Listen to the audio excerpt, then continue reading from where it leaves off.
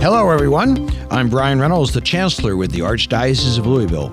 Welcome to our podcast series, What's New in ArchLou? And Happy New Year, everybody. We made it to 2026. Wasn't sure 2025 was ever going to get behind us, but it's gone. New year, new opportunities. Of course, our show highlights the people and the ministries of the Archdiocese of Louisville, the Catholic Church in Central Kentucky.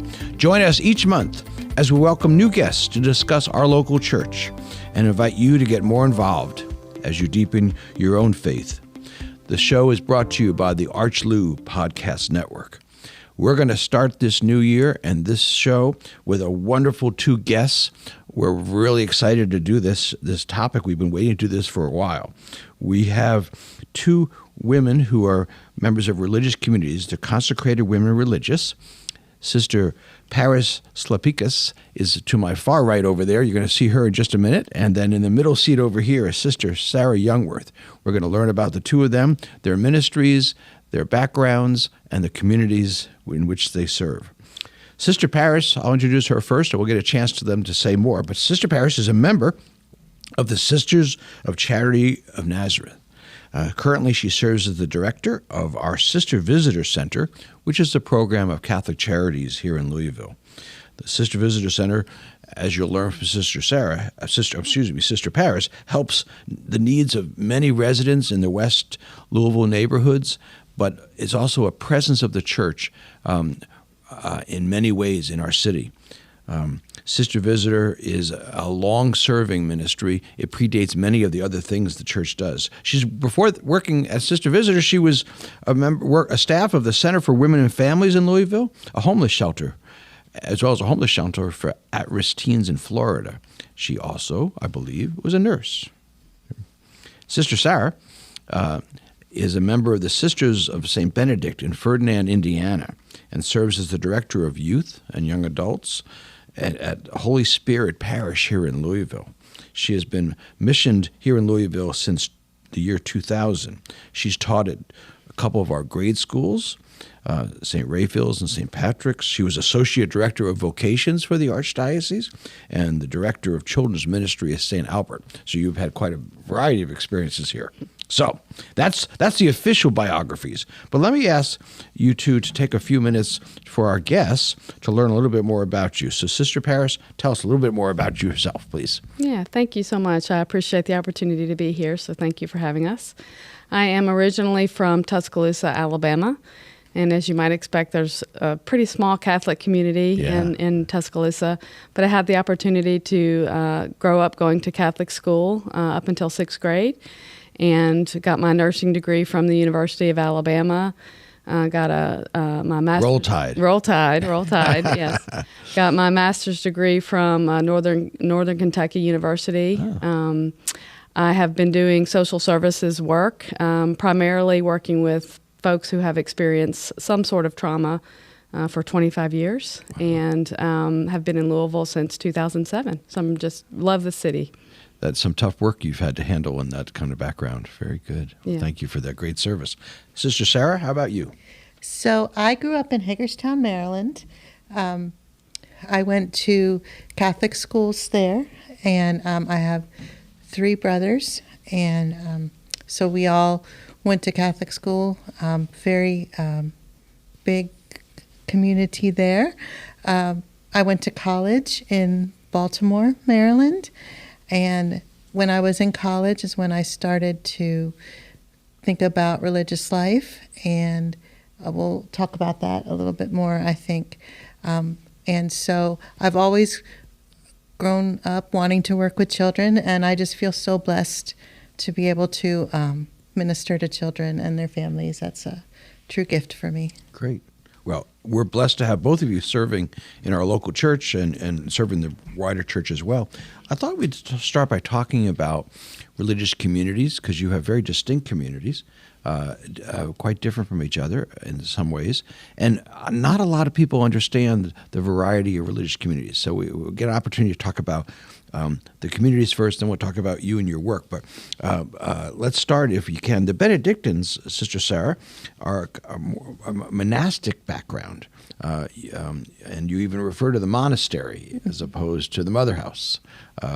And you have a leader with focuses on that, elected by your members. So it's a little bit different model.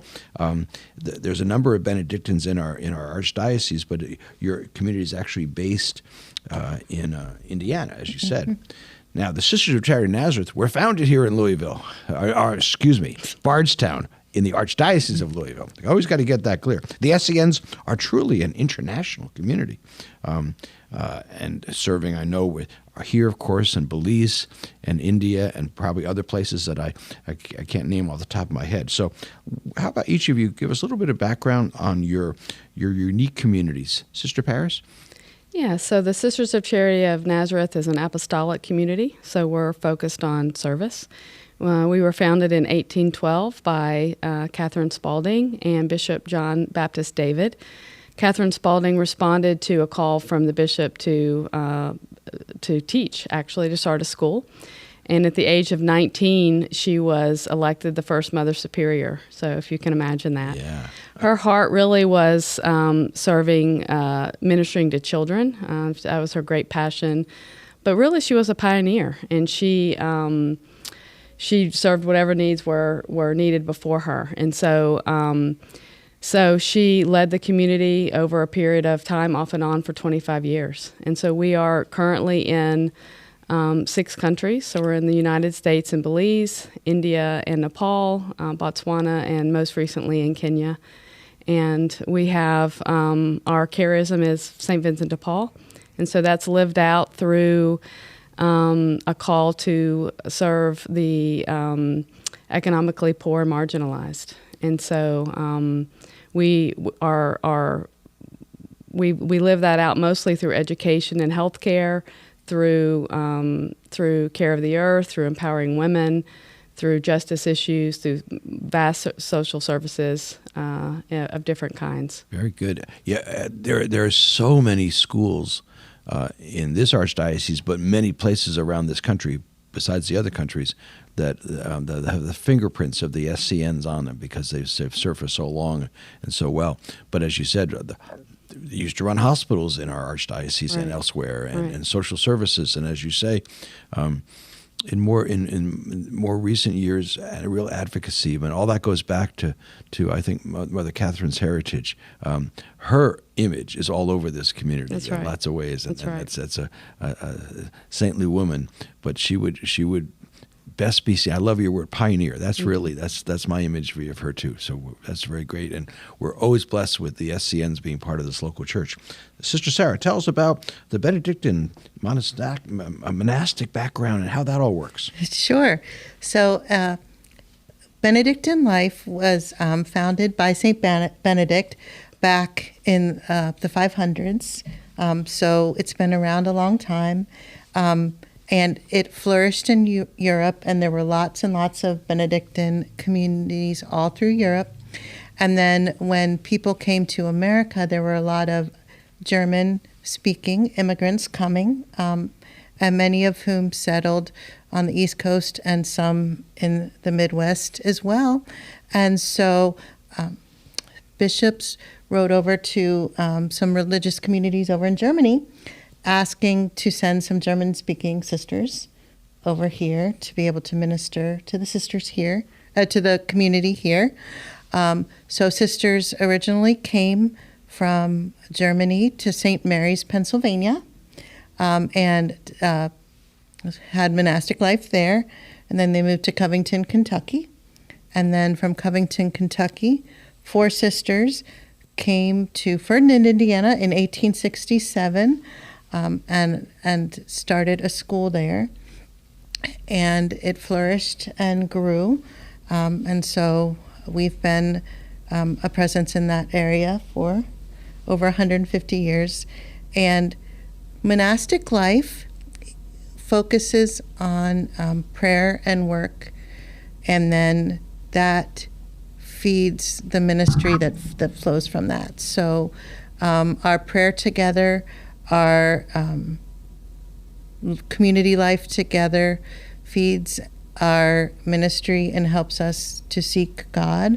So for here in Louisville, I live with 2 other sisters, and so part of our life together is we pray and work together, and then we go out and serve in the community. Sister Paris talked about, obviously the SCNs do many things, but education, healthcare, social services, advocacy. Are there particular areas that your particular monastery focuses on outside of being a monastic community? Because Sure. obviously part of the community is care for the community. But what kind of work do your sisters do? Sure. So one of the things that St. Benedict wrote in his rule is the importance of using the gifts you have been given to glorify God and serve the church. So when we first came to Indiana, everyone was pretty much a teacher. Okay. But as ministry needs grew, the desire to serve whatever people need has grown. And so we have people who are nurses, we have teachers, we have people who work with the homeless, we have someone who's a canon lawyer, we have youth ministers, all different kinds of ministries to help and serve. In a lot of ways, both your communities have some of the same, even though very different roots, have some of the same way it lives out today. You know, for so long, I went to grade school in the 60s with Dominican sisters when I was growing up, and so those of us from that era always thought of sisters only as teachers, and there's lots of crazy images and stories, fair and unfair, about that. But that's where the images came from. But in fact, as both of you have described, there's a whole breadth of ministries to this day. Let's talk about yourselves a little bit. How about we often use the words vocation story. And what we mean by that, I know you have your own answer to that, but what we mean by that for our listeners is what got you into this. Okay, so Sister Paris, what got you into this? Yeah, so I'm the youngest of 4 in my family, and I grew up, going to Mass every Sunday, having prayer before meals. Had a little bit of a Catholic education, but truly as a kid, we were all multi-sport athletes, and sports was kind of the center of our life. When I was 14, I had the opportunity to go on a pilgrimage to Medjugorje, and on that trip, I had a pretty significant injury and experienced a physical healing, and that experience really changed my life and began what I would describe as sort of my personal journey, my personal, real spiritual journey with God. And when I came back from that, I came back from Medjugorje, I began going to Mass daily and really became interested in my own personal relationship with God. In college, I had the opportunity to go to Fatima, and I was selected with 10 other young people around the nation, actually, to go on a pilgrimage, and that just continued to deepen my faith. After college, I went to Milwaukee to work as a nurse, and it was there that I really began to feel like I was doing beautiful work that I loved, but something was missing, and I knew at that time that it was something spiritual. I still had a deep desire to get married. I wanted to have 6 kids. I had my whole life planned out, but something spiritual was missing. And I was not thinking about religious life at that time. But I had the opportunity to go to Covenant House, Florida, and as a full-time volunteer. And it was supposed to be a 1-year experience, so sort of like an AmeriCorps kind of thing. Yeah. And that's where I met the SCNs. And there were 2 sisters down there in ministry. And I was only there for a couple of months before I began to feel a very strong urge, specifically for religious life. And the sisters there were had such gentle spirits, full of compassion. I was attracted so much to their hospitality, their spirituality, the way that they served. But I also was not ready to talk about what I felt called to. And so that's when I began what I now affectionately refer to as my undercover mission, to learn about religious life and specifically about the SCNs. And in 2003 is when I entered the SCN. So I went to Covenant House in 99, entered the community in 2003. It sounds like 2 stories of encounter: the encounter with the Blessed Mother in 2 experiences overseas, and the encounter with the sisters in Florida. I know vocation often comes out of encounter, and that's what those stories remind me of, that imagery there. Thanks for sharing that. Yeah. How about you, Sister Sarah? What's your vocation story? So, growing up, faith was always a part of my life. We went to Mass every Sunday and all that. But I didn't think I wanted to be a sister. I wanted to be married. I wanted 4 kids, 2 boys, 2 girls, a dog, a cat, a bunny, and a pool. That was my plan. Sister. The story is that God always laughs when we make all these plans. We had 6 kids, 4 kids, and all these plans. Exactly. I noticed neither one of you have 6 kids and 4 kids. Okay, sorry to interrupt you. So, and I wanted to be a Radio City Music Hall Rockette because I love to dance. Okay. So that was what I was thinking my life was going to be. But in high school, I was going through some very difficult things, and I was wondering, like, how do I deal with this, and how do I kind of move through this? Where was God with it? So this piece inside of me was like, check out youth group. Just go to youth group, see if that helps you answer some of those questions. So I went to youth group at my parish, and I met some amazing people. Some people who helped me to see that faith was more than just Sunday. It was more than just school, but it was a part of everything, and that it could be fun and engaging and joyful. And so as I was going through that, I was like, okay, I can do this. God has a plan for me. So then I went to college, and the summer after my freshman year in college, I went on a retreat. And at the retreat, at Adoration, I felt like God was saying, Sarah, I want you to be a sister. Sarah, I want you to serve. So I said, okay, God, I'll do it. But you're going to have to help me because I don't even know where to begin to look.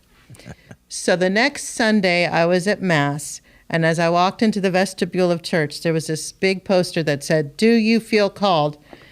And I laughed to myself and was like, okay, God, I guess you really mean this. So at the bottom of the poster, there was a little tear-off card where you could tear off and give your name. So I filled that out. And I literally got over 100 pieces of mail from communities all over the country. I think that's one thing people might not know is like how much diversity there are in communities. Right. So I sorted. I had these look really cool pile, my maybe pile, and then these are wonderful people, but probably not for me pile. And one of the places that I called was the Sisters of St. Benedict and Ferdinand. I had no idea where Ferdinand even was. So I had a great conversation with the vocation director. I came out and visited, and the sisters I met were so loving and prayerful and playful all at the same time. And that's what I wanted to be. I wanted to be loving and prayerful and playful. And I continued to visit throughout college. And then after college, I entered. So how long have you been with us, sisters, now? This is my 25th Jubilee year. Congratulations. That's great. Mm-hmm. Sister Paris is kind of like encounter. I get an imagery of yours as a journey. Mm-hmm. They're all journeys and all encounters, I know, but I got this imagery of you going through those series of steps. Thanks there. Let's talk a little bit now about the ministries you're involved in. Sister Paris, Sister Visitor does some very important work in our community. Can you tell us about Sister Visitor Center and how being a sister shapes your work there? Yeah. So Sister Visitor Center was founded in 1969 by the Sisters of Charity of Nazareth and became part of Catholic Charities in 1992. We're also part of the Association of Community Ministries. And so we're there really to respond to the people that are experiencing financial crisis and food insecurity. And so we provide assistance with rent and utilities to the Portland, Shawnee, and Russell neighborhoods. Last year, that was close to $300,000. And then we have one of the largest choice food pantries in Jefferson County. And so we provided, last year, we served over 22,000 people. 22,000? 22,000 people, 43 zip codes in Jefferson County, and distributed over $1.4 million worth of products. So it's a big operation. Yeah. Beautiful ministry. Lots of support from the community. As a sister of charity, my ministry really is shaped through our charism to see Christ in the face of those who are suffering, to serve with a sense of dignity and hope and compassion with the people who come to us in need. And St. Vincent also was someone who mobilized people. He was someone who was a great collaborator. And so one of the things that I understand is that, we can't be successful without the generosity and support of the community. So I work really hard to try to build relationships and all of that. And so we're incredibly grateful for all the ways that the community supports us. Yeah, very good. Likewise, Sister Sarah, your ministry involves lots of different people you interact with, but you've been through different kinds of things, from vocation work and teaching work and parish work. How is it work being a sister in those contexts? I know that's kind of a general question. How does being a sister help you be effective in those places? Sure. So one of the things that St. Benedict was very desirous of his followers to do is to seek God. He mentions seeking God a lot. So in my ministry, I really try to look for Christ in the young person in front of me. Mm-hmm. Seeing their gifts, seeing their potential, seeing how I can try to best help them. And with my teens and young adults that I'm working with today, to see how I can help them encounter God and how I can accompany with that. So that connection of seeking God with them, because we're all on a journey. I'm on a journey of seeking God too. And as a sister, the women in community with me encourage me and support me in that. And I feel like I'm better at what I do because I have my community behind me, encouraging me, supporting me, listening to me, sharing stories with me too of, I've experienced something similar, etc. So the children and the youth you served is impacted because you witness that faith, the faith that you're on the same journey. That's good. That's very good. As I said before, and many of our listeners will remember, and particularly those over a particular age like myself, we remember when our schools and churches were staffed predominantly by men and women religious. That's no longer the case for lots of different reasons and developments. So I want to ask you this. What's it sounds negative, but I really would like to not go negative, but I like to talk about the word obstacle. What stands in the way of people choosing a life of religious today. Now, we know you've already given witness to what caused you to move into it, but I regret fewer numbers do that than once did. Can you help us understand a little bit about, maybe Sarah, you go first on this one, what are obstacles that push back a little bit?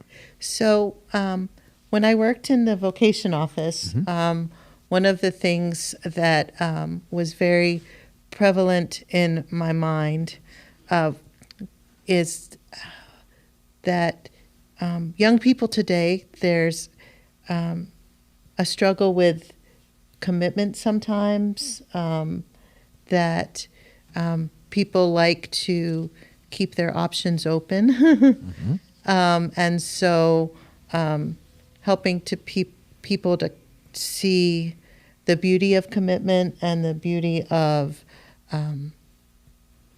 giving life to something and seeing the goodness in that. And also another thing too is encouraging parents to support their children as they are considering what God might be calling them to do. So commitment is one thing and family, parent support another. How about Sister Paris? How about you? What would you help us? I think visibility. There's not as much visibility around religious life. So for some people, if you're not seeing sisters, it's hard to imagine your life as one.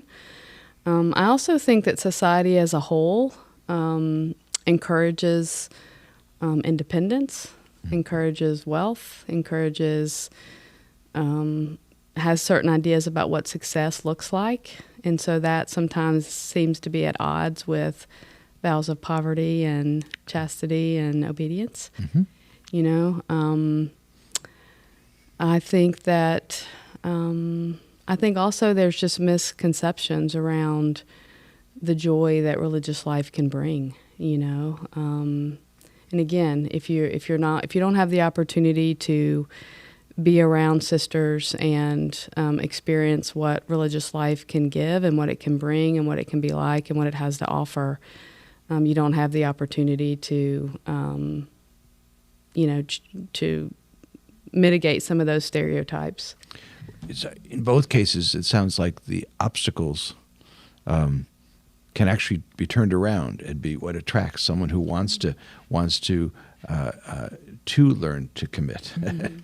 To learn to live a lifestyle in community. So obstacles, maybe it wasn't the best word. Maybe the word is opportunity. Tell us about opportunity. So if someone listening to this show today were to say, I'm interested in that maybe, and Sister Sarah, you were in vocation work, so and you could probably break into that speech pretty fast. I know you've given a few hundred times. Sister Paris, perhaps as well. How does someone begin to explore this? Sister Paris, how to begin to explore this?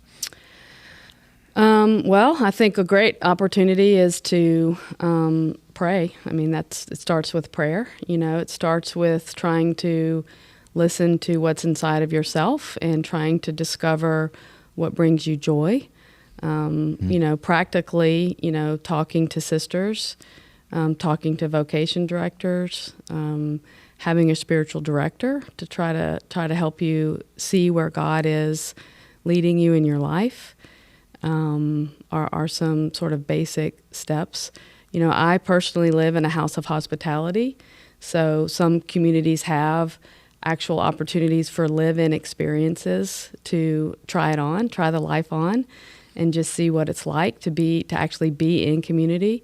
But there's also smaller commitments, come and see weekends, those kinds of things where you can go and just experience the life of a sister and learn more in that way. Talk to sisters, live with them, spend some time in prayer with them. Very good. Sister Sarah? So I would agree with everything that Sister Paris said. Those are all awesome ways that I would encourage people to do. I would also encourage people to talk to someone they trust that knows them well, to ask them, what gifts do you see in me? And to say, I'm thinking about this. Do you think that I might have the gifts to be a sister? Your Benedictine style showing, Sister. Yes. Benedict does that, as you said. Yeah, exactly. Find gifts. And so that encouragement, because I think God speaks through others in many ways. Yeah. And so that prayer, spending time with Jesus, talking to people you trust, visiting places, amazing way. And also another, go online and Google it. It's a safe space to go online and just Google Catholic religious life. There's lots of websites out there.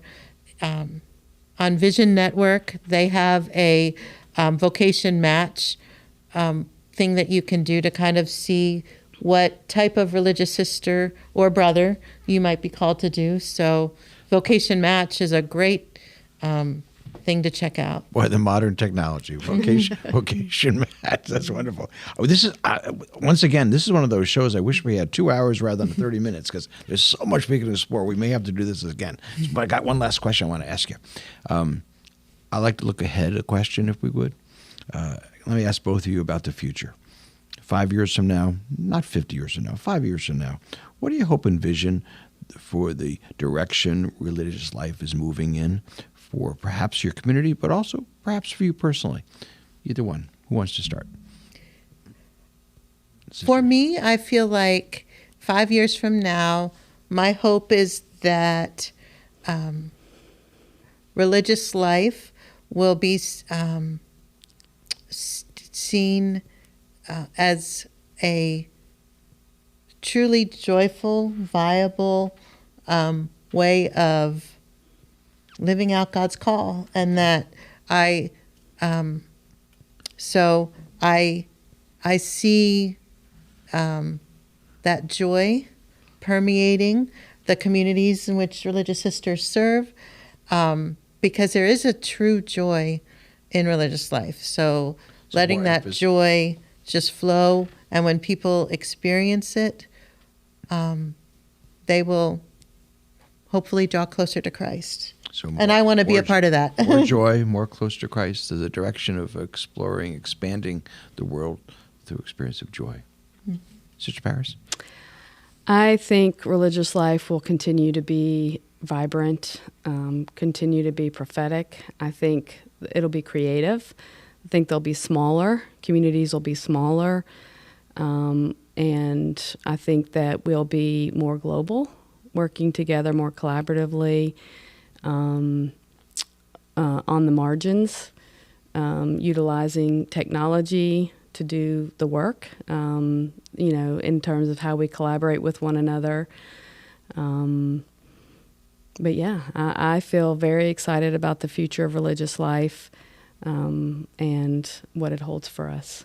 Well, it's an essential element of the Catholic faith, mm-hmm. not just historically, but present now and in the future. I share your hope in that, Sister Paris. I think there's a great resurgence of people's desire for growing in their spirituality and living that out in different ways. And your two communities model that. You two women model that. So I want to thank you. I want to thank you for your service locally. You both do amazing work locally in this city, in this archdiocese. And your communities do many, many things as well, locally and beyond. And that's a gift. So we're a grateful church. We're grateful to you. But I'm also grateful for you giving us the time today to be on this in this conversation with us and What's New in ArchLou. So thank you to you, and thank you to you, our listeners, for being with us today. Join us again next month. We'll introduce you to a new topic with What's New in ArchLou. Thank you. Thank you.